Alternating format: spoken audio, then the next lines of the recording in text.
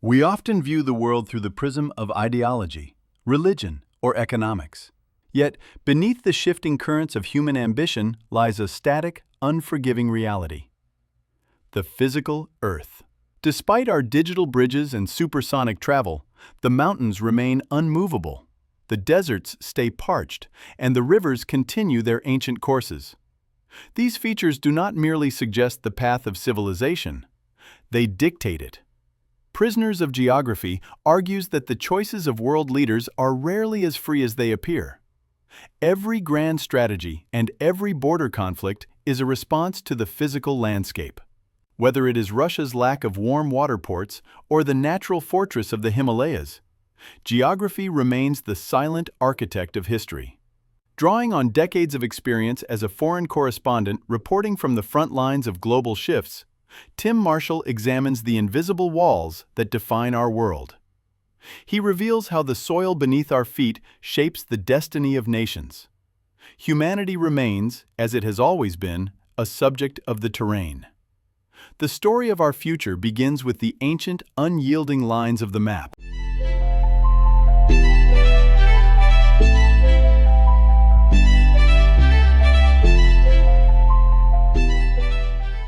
Vladimir Putin says he's a religious man, a great supporter of the Orthodox Church.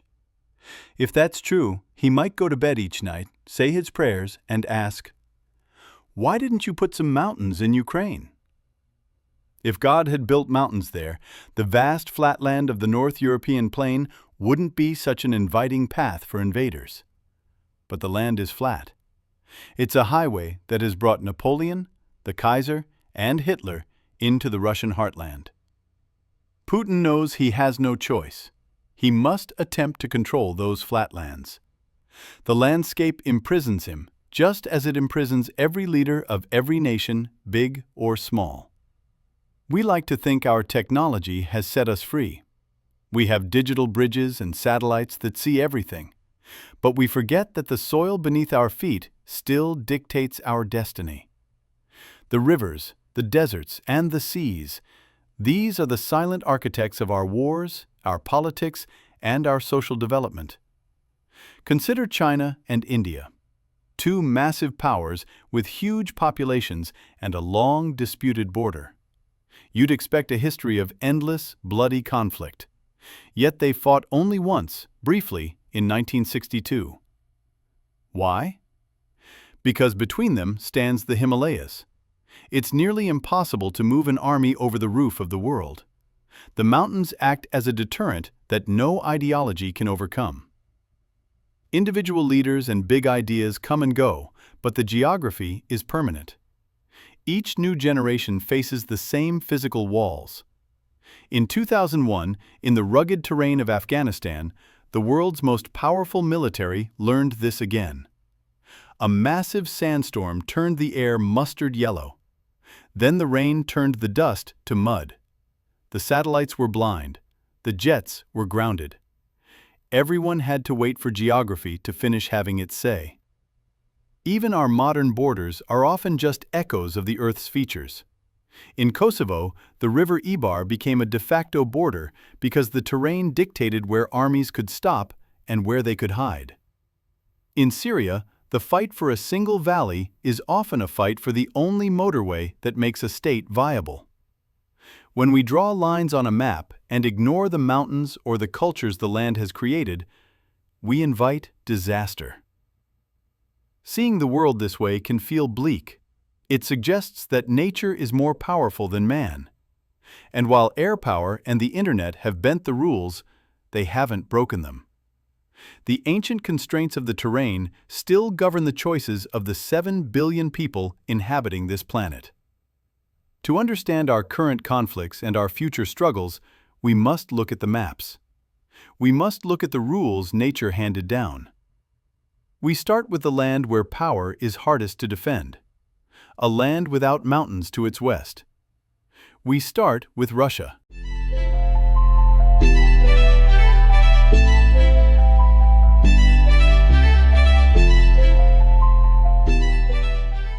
Russia is vast. It is the largest country on Earth, spanning 11 time zones and 2 continents. It's no coincidence that the national symbol is the bear, ferocious, majestic, and often misunderstood. But beneath the fur and the growl lies a deep, ancestral insecurity. To understand the Russian mind, one must look at a map not of political borders, but of physical terrain. Imagine a slice of pizza. The thin end of the wedge starts in Poland, where the North European plain is only 300 miles wide. But as you move east toward Moscow, that wedge broadens until it's over 2,000 miles of flat, unobstructed land. For 500 years, this has been Russia's greatest vulnerability. Since Napoleon's invasion in 1812, Russia has fought on this plain, on average, once every 33 years. To the Russian leadership, the plain isn't just a landscape, it's a highway for invaders. Ivan the Terrible understood this. He pioneered the concept of attack as defense.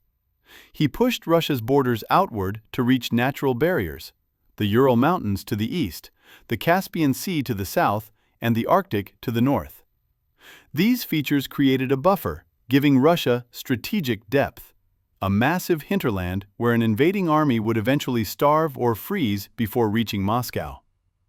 Yet, even with this depth, Russia has a geographic Achilles heel: its lack of a warm water port. In the north, the ports freeze for months. In the east, Vladivostok is ice-locked and enclosed by the Sea of Japan. Without a port that stays open year-round with direct access to the world's oceans, Russia can never be a truly global naval power. This is the key to Russian national interest. This explains the move for Crimea. When Ukraine tilted toward the west, Moscow saw an existential threat. Sevastopol is Russia's only major warm-water port. For the Kremlin, a pro-Western Ukraine that might host a NATO naval base was a red line that could not be crossed.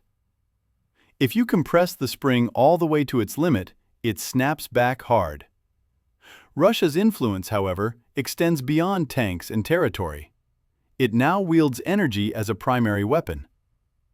Europe is tethered to Russian gas. Many nations, from Finland to Slovakia, are nearly 100% dependent on Russian pipelines to heat their homes. This dependency narrows their foreign policy options. While the United States attempts to blunt this edge by shipping liquefied natural gas across the Atlantic, the physical reality of existing pipelines remains a powerful lever for Moscow. Whether the leader is a czar, a communist, or a modern president, the problems remain identical. The ports still freeze. The North European plain is still flat. We see a nation constantly pushing outward to plug the gaps in its walls, forever haunted by the maps of the past. But as Russia focuses on its western front, a new challenge is rising in the empty, resource-rich spaces of the east. The Russian bear is now looking over its shoulder at a neighbor that is no longer sleeping: China.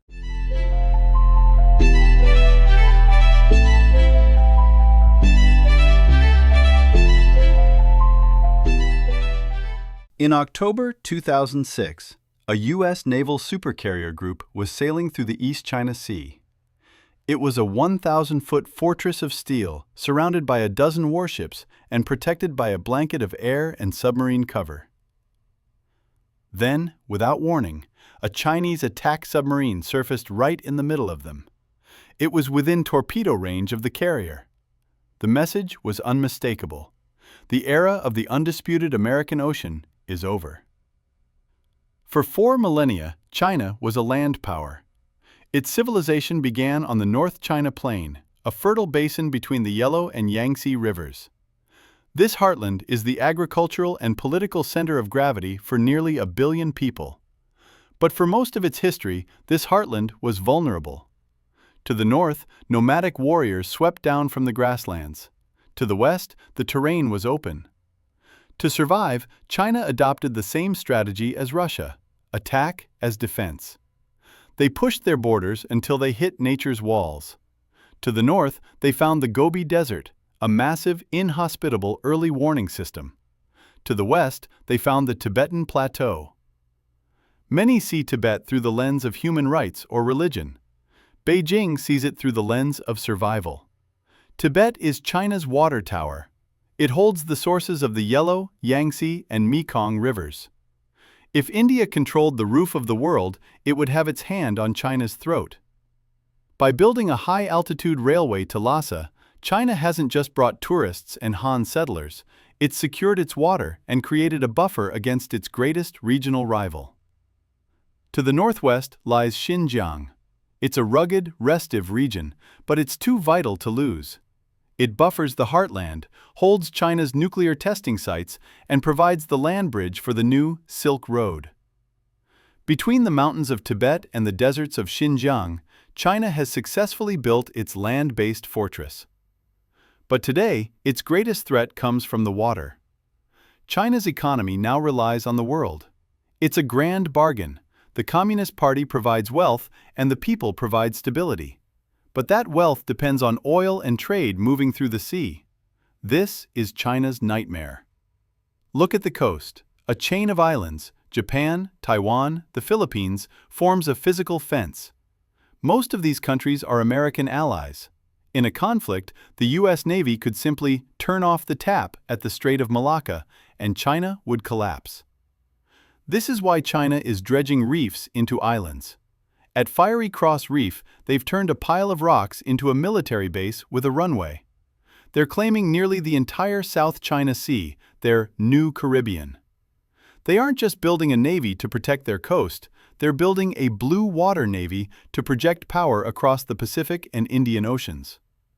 From deep-water ports in Pakistan to railway lines in Africa, the Chinese dragon is reaching out to secure the minerals and energy it needs to stay alive. They are playing the long game, using trade and soft power to weaken American resolve. But the greatest danger to China isn't the U.S. Navy. It's the 1.4 billion people within. If the economy stalls, if the food runs out, or if the pollution becomes unbearable, the social unrest would be on a scale the world has never seen. China has secured its borders, but it has yet to secure its future.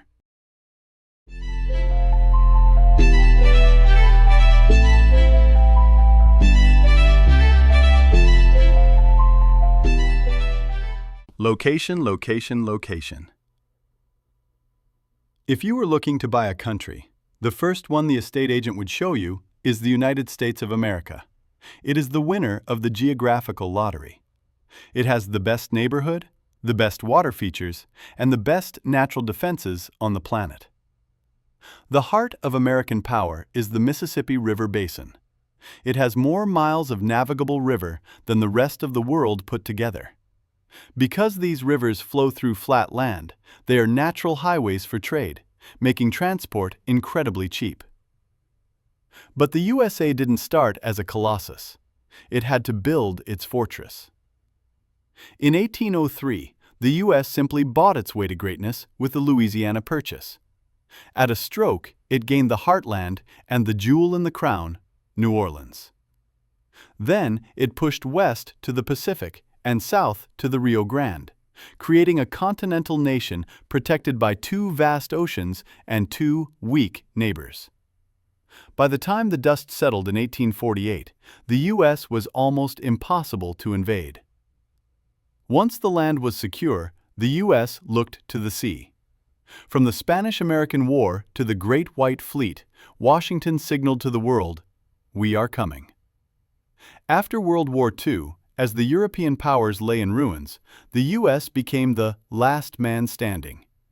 It traded 50 old destroyers for British bases across the globe, effectively assuming command of the world's oceans. Today, the U.S. is pivoting to the Pacific to check a rising China. But a massive shift is happening at home. Energy. Thanks to fracking, the U.S. is becoming a net exporter of energy. This means the Middle East is no longer the existential priority it once was. The American public is asking, why are we there? The experiment with nation building in Iraq and Afghanistan has left a scar.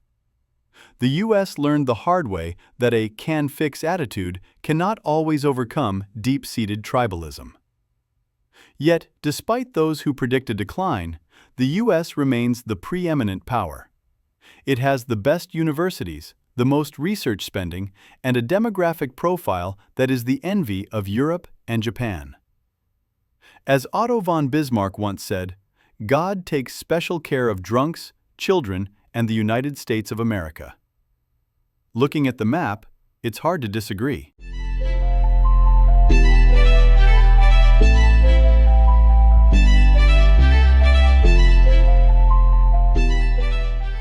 Europe. It is the birthplace of the Enlightenment and the Industrial Revolution. It has been blessed by the Gulf Stream, navigable rivers, and fertile soil. But these same blessings, the mountains and rivers that provided protection, are exactly what carved the continent into a patchwork of small, competing nation-states. The North-South divide is a primary feature of the continent. In the north, the Great European Plain is a corridor of wealth and easy trade. In the south, the mountains and short, unnavigable rivers of Greece, Italy, and Spain have created natural barriers to development. This isn't just history. It's the root of the modern Eurozone crisis. The industrious North and the struggling South are simply living out the realities of their geography. Nowhere is geography more haunting than in Poland. It sits at the narrowest point of the North European plain. For centuries, it has been the doorway through which armies from the east and west have marched. This is why Poland looks to Washington for security, even more than to Brussels. They know that when the Russian tide flows, it flows through their backyard. Then there is the United Kingdom. It is a protected island nation separated from the chaos of the continent by the English Channel. It controls the GI-UK gap, Greenland, Iceland, and the UK, a vital choke point for any navy attempting to enter the Atlantic. This geographic distance allowed Britain to develop democracy and a global empire while its neighbors were being overrun. Today, that same distance informs the debate over its place in the European family. The dream of Europe is currently fraying. The 2008 crash, the migrant crisis, and the threat of terrorism have brought the revenge of geography back to the surface. Borders are reappearing in the borderless Schengen zone. The German question, the fear of a dominant power in the heart of Europe, has returned, though it is currently managed through economic influence rather than military force. France and Germany remain locked in an embrace to prevent another war, but as the EU weakens, that relationship faces increasing strain. Beyond internal squabbles, a resurgent Russia is testing air defenses and redrawing maps in the east. We have lived through an era of peace that is, historically speaking, a geographical aberration. As the generation that experienced World War II passes, we are reminded that while political treaties can be fragile, the mountains and the plains remain.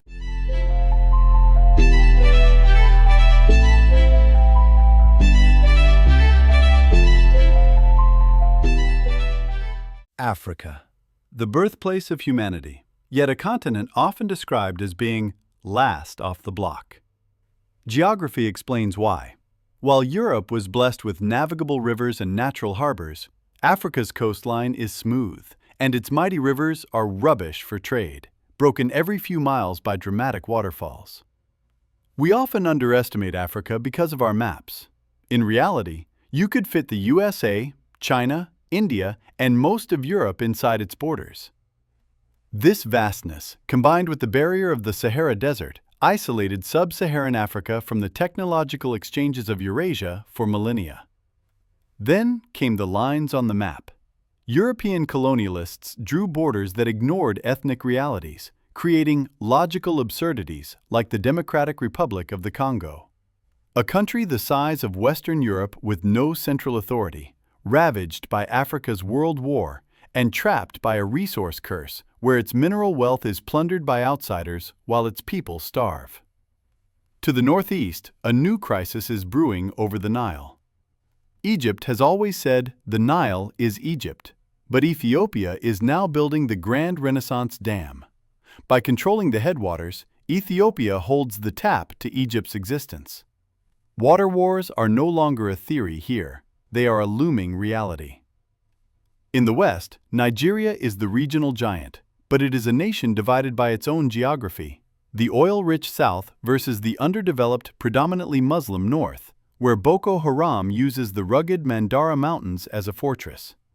Meanwhile, a new scramble for Africa is underway. China is the new lead actor, building $14 billion railways in Kenya and modernizing ports in Tanzania. Unlike the West, Beijing asks no questions about human rights. They simply want the oil and minerals to fuel their own rise. At the very bottom sits South Africa. It escaped the curse of malaria because its high elevation and southern latitude are too cold for mosquitoes.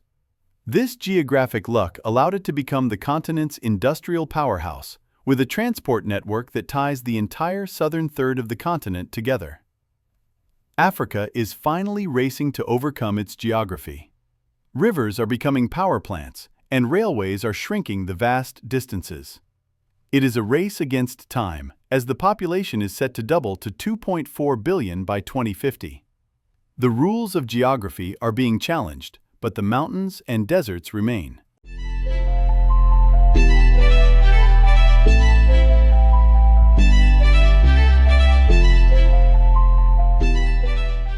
Middle of what? East of where? The very name of the region reflects a European perspective, and it was European pens that drew the lines defining its modern history. In 1916, Sir Mark Sykes and François-Georges Picot used a chinograph pencil to divide the Ottoman Empire into spheres of influence, ignoring 1,000 years of tribal, religious, and geographic reality. Today, those artificial borders are being erased, most symbolically in 2014, when Islamic State bulldozers physically pushed over the sand berms separating Iraq and Syria, declaring the end of Sykes-Picot. The most profound division in the region isn't a line on a map, but a schism dating back to 632 CE, the split between Sunni and Shia Islam. This ancient rivalry defines the modern Cold War between the Persian giant, Iran, and the Arab powerhouse, Saudi Arabia. Iraq remains the tragic centerpiece of this struggle, a logical impossibility that forced three distinct regions into a single state. The Kurds hold the mountainous north, and the Shia hold the oil-rich south. This leaves the Sunnis in the Sunni triangle of the center, trapped in a geographic and economic cage. They have the sand, but they have almost none of the oil. This desperation fueled the rise of groups like ISIS, who promised a return to a golden age of Sunni dominance. In the Levant, Syria and Lebanon, both French creations, have fragmented into sectarian fiefdoms. The Alawite minority in Syria, backed by Iran and Russia, fights to maintain a corridor to the coast, while Lebanon remains a state in name only, with Hezbollah acting as a more efficient military force than the national army. To the south, the Israeli-Palestinian conflict is dictated by the unforgiving reality of strategic depth. Israel is so small that its narrowest point is only 10 miles wide. For Israeli military planners, the West Bank mountain ridge is not just biblical land, it is a vital defensive wall. Whoever holds those heights can cut the country in two. Jerusalem, meanwhile, remains an ideological center of gravity that transcends military logic, making compromise nearly impossible. Iran sits as a mountainous fortress, protected by the Zagros and Elburz ranges. It is a non-Arabic, Farsi-speaking power that has used its geographic isolation to survive centuries of invasion. Today, Iran projects a Shia crescent of influence stretching to the Mediterranean. Its ultimate strategic lever is the Strait of Hormuz, a 21-mile-wide choke point through which 20% of the world's oil flows. Tehran knows that if it is pushed too far, it can choke the global economy. Turkey remains the bridge between Europe and Asia. While it controls the vital Bosporus and Dardanelles Straits, the only exit for the Russian Black Sea Fleet, it is a nation in the midst of an identity crisis. It has moved from the secular, Western-facing vision of Ataturk toward a more religious, regional role under Erdogan. The Arab Spring was largely a media misnomer. In a region where power flows from the barrel of a gun and tribal loyalty, the liberal democratic ideals seen in city squares were quickly overwhelmed by the reality of bread and security. The military remains the real power in nations like Egypt because it provides the only stability available. As the United States achieves energy independence and scales back its presence, the region faces a power vacuum that China and India are already beginning to fill. The lines in the sand are being redrawn in blood, and the process of decolonizing the Middle East's map is likely to be a generational and violent transition.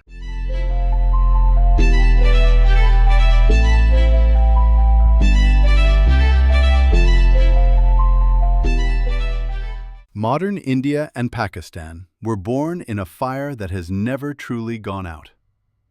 In 1947, as the British Empire retreated in exhausted haste, they left behind a subcontinent partitioned by religion, a process that triggered the largest mass migration in human history and cost at least 1 million lives. Today, these two nuclear-armed neighbors remain locked in a potential dance of death, defined by a 1,900-mile border and a mutual antagonism that colors every aspect of their geography. The Indian subcontinent is a natural geographic frame, walled off from the rest of Asia by the colossal heights of the Himalayas and the Hindu Kush. Yet within this frame, the two nations are fundamentally asymmetrical. India is a master of the house, a secular democracy with a massive middle class and deep strategic depth. Pakistan, by contrast, is a collection of diverse ethnicities, Punjabis, Sindhis, Pashtuns, and Baluchis, struggling to form a cohesive nation under the single banner of Islam. The heart of their conflict is Kashmir. For India, it is a strategic window into Central Asia. For Pakistan, it is a matter of survival, as the Indus River, the lifeblood of Pakistan's economy, flows through Indian-controlled territory. Without those waters, Pakistan's cotton industry and agriculture would wither. This geographic vulnerability has forced Pakistan into a state of permanent strategic depth anxiety, leading them to view Afghanistan as a backyard where they must ensure a friendly, or at least compliant, government in Kabul. This led to Pakistan's double game, publicly supporting the American war on terror while privately sheltering the Taliban to ensure they would have friends in Kabul once NATO eventually left. As the Taliban famously put it, "You may have the watches, but we have the time." However, this strategy backfired. The biter was bitten when a homegrown Pakistani Taliban emerged, plunging the country into its own internal civil war. Meanwhile, to the west, Baluchistan serves as Pakistan's economic hope and its greatest threat. Comprising 45% of the land but holding a restive minority population, it is the site of the $46 billion China-Pakistan Economic Corridor. Through the port of Gwadar, China is effectively building a backdoor to the Indian Ocean, bypassing the dangerous choke point of the Strait of Malacca. Looking ahead, the real struggle for the 21st century may not be in the mountains of the northwest frontier, but at sea. India's Look East policy is a direct response to China's growing naval presence. As both giants outgrow their land borders, they are destined to bump into each other in the blue waters of the Indian and Pacific Oceans. For India and Pakistan, the rivalry remains a zero-sum game. But for India and China, the Himalayas ensure they remain lukewarm neighbors, walled off by the highest peaks on Earth.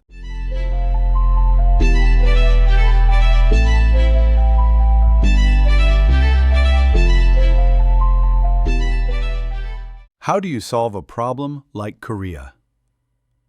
The answer, for now, is that you don't. You simply manage it.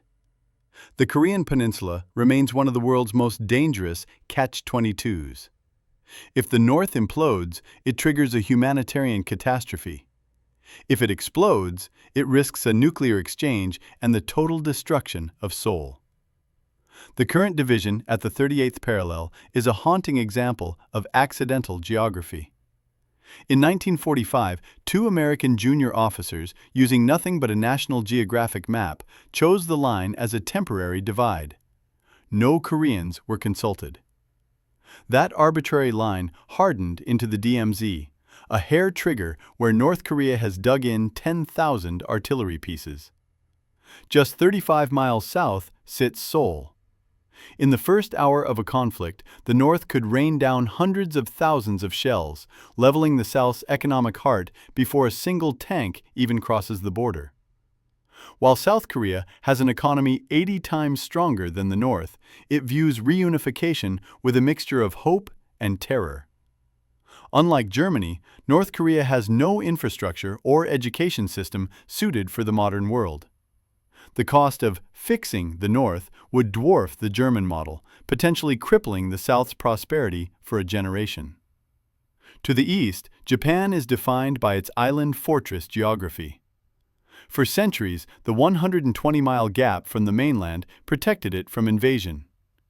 But that same isolation left it devoid of the natural resources required for an industrial age. This resource hunger drove Japan's 20th century rampage, viewing Korea as a dagger pointed at its heart. Today, Japan watches the rise of China with profound anxiety. To counter Beijing's coercion, Japan is engaging in a quiet but massive remilitarization. It has launched helicopter-carrying destroyers that are, in reality, aircraft carriers in all but name, a clever bypass of its pacifist constitution. However, Japan faces an enemy its military cannot shoot: demographics. With a crashing birth rate, its population is in free fall. This shrinking workforce forces Japan to rely even more heavily on its alliance with the U.S. and a wary South Korea. Despite deep historical scars, these three powers are bound together by the cold reality of geography. They are the front line against a nuclear North and a dominant China. The waters of the Pacific are likely to remain rough.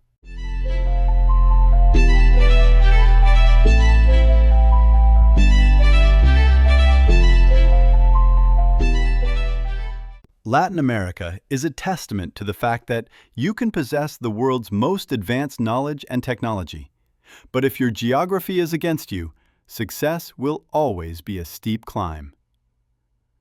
While the United States was blessed with a massive interconnected river system and vast navigable plains, the 20 countries to the south were dealt a far more difficult hand.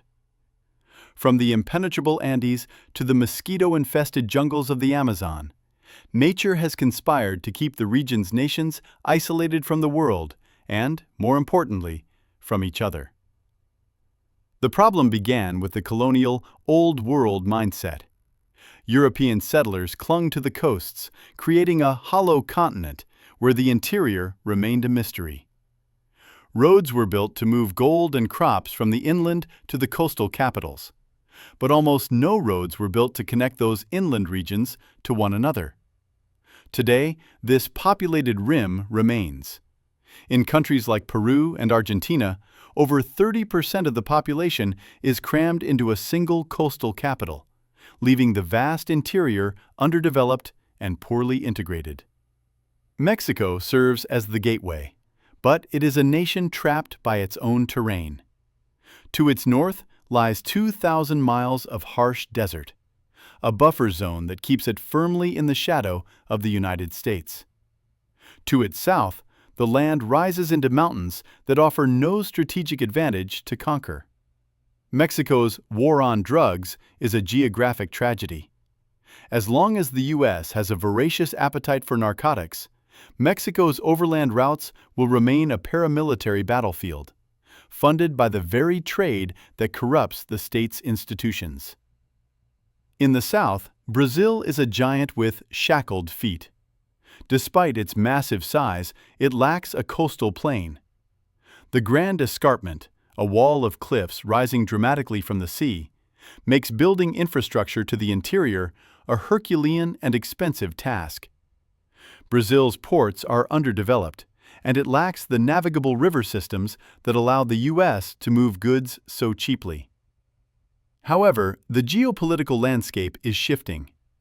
As the U.S. focus wavered, China moved in. From the $50 billion Nicaragua Canal project, designed to bypass U.S. influence in Panama, to becoming Brazil's primary trading partner, Beijing is supplanting the Monroe Doctrine with soft power and heavy investment. Finally, there is Argentina, a country sitting on the Vaca Muerta, or dead cow, one of the world's largest shale formations. Argentina has the quality of land to be a first-world power, yet it is held back by economic instability and the frozen conflict over the Falkland Islands. As the 21st century progresses, the region remains at the bottom of the world, remote from major power centers, fighting against a geography that makes unity a dream and development a constant struggle.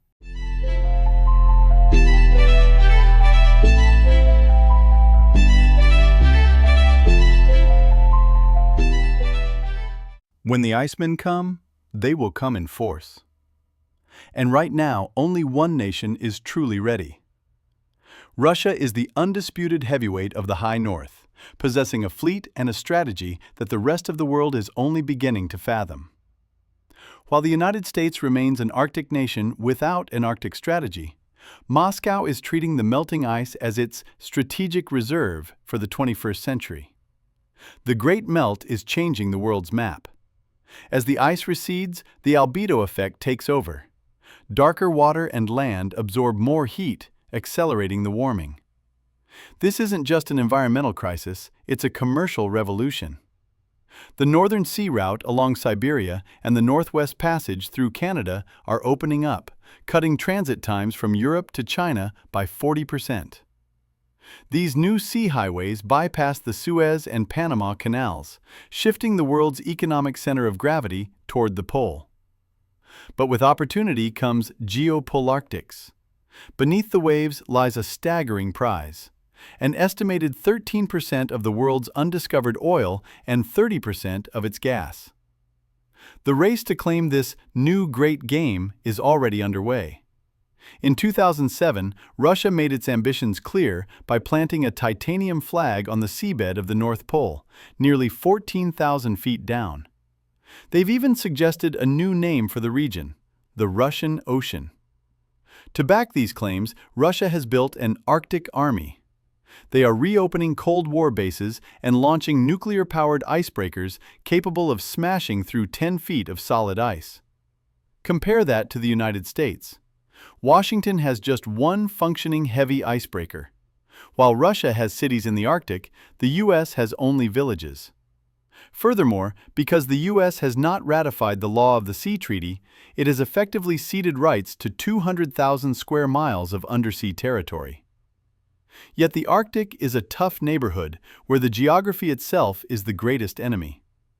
The frozen darkness and 40-foot waves make it a place where no one can survive alone. While there are disputes, like the flag-planting tiffs between Canada and Denmark, the Arctic Council remains a forum for mature, rules-based cooperation. The Arctic may be our last chance to get the great game right. We have spent history as prisoners of our geography, locked in zero-sum battles for land and resources. But in the High North, we have the technology and the legal framework to break out of that prison. If we can overcome the rapacious side of our nature, the Arctic could be the one place where we finally choose cooperation over conflict.